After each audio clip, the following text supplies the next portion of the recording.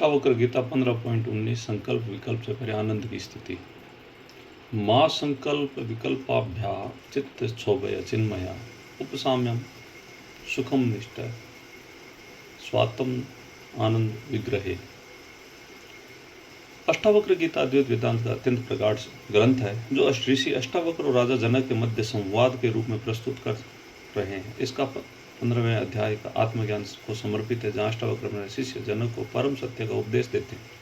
श्लोक 15.19 वे सिद्ध चेतना के स्वरूप को संबोधित करते हुए कहते हैं कि मन को संकल्प स्वीकृति और हाँ विकल्प को अस्वीकृति नहीं, द्वंद्व से विचलित होना चाहिए। यह श्लोक अद्वैत साधना के उस चरम बिंदु को इंगित करता है जहाँ साधक सभी मानसिक विक्षोभ को उतारकर अपने शुद्ध चैतन्य स्वरूप में स्थित होना होता। इसका सार यह है कि आत्मा स्वयं आनंद का स्वरूप है, उस आनंद में स्थित रहना ही सच्ची मुक्ति है। माँ मत करो निषेध संकल्प विकल्प प्राभ्याम स्वीकृति और अस्वीकृति के भावों हाँ और ना के विचारों से चित्तम मन और चेतना से पृथ्वी रूप क्षोभ है आंदोलन और व्याकुल करो। चिन्मय हे चैतन्य स्वरूप, ये शुद्ध चेतना संबोधन उपसाम्य शांत होकर सभी वृत्तियों को समाप्त कर सुखम सुखम पूर्वक आनंद पूर्वक तिष्ठम स्थित हो बने रहो।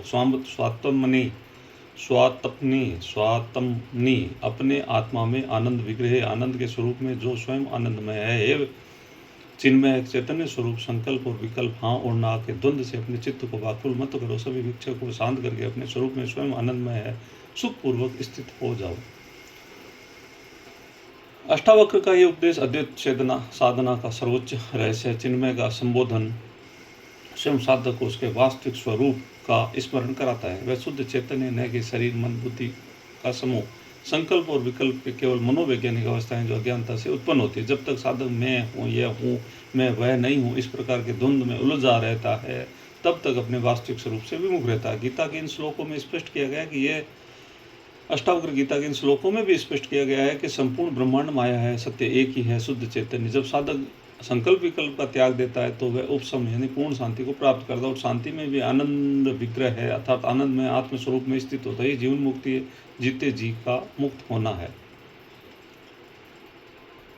यह श्लोक साधक को बताता है कि आत्म साक्षात्कार का मार्ग कोई बाहरी साधना नहीं है बल्कि आंतरिक परित्याग है। संकल्प इच्छा अभिलाषा स्वीकृति और विकल्प घृणा त्याग स्वीकृति, ये दोनों मन की वृत्तियां हैं जो आत्मा को बांधती है। अष्टावक्र ये नहीं कहते साधक को निष्क्रिय हो जाना चाहिए, बल्कि वे कहते हैं जो सत्य का कहता है वह सभी द्वंद्वों से ऊपर उठकर साक्षी भाव में स्थित रहता है। उपसाम्य का अर्थ है कि चित्त की सभी तरंगों को शांत हो जाना। ठीक वैसे ही जैसे समुद्र की लहरें शांत होने पर केवल जल नजर आता है, शेष रहता है। जब मन की सभी वृत्तियां शांत हो जाती तो शेष रहता है वही आत्मा है, वो स्वयं आनंद है। यहाँ ध्यान देने योग्य बात है कि अष्टावक्र ध्यान कॉन्सेंट्रेशन का भी त्याग करने का संकेत देते हैं, क्योंकि ध्यान एक मानसिक क्रिया है।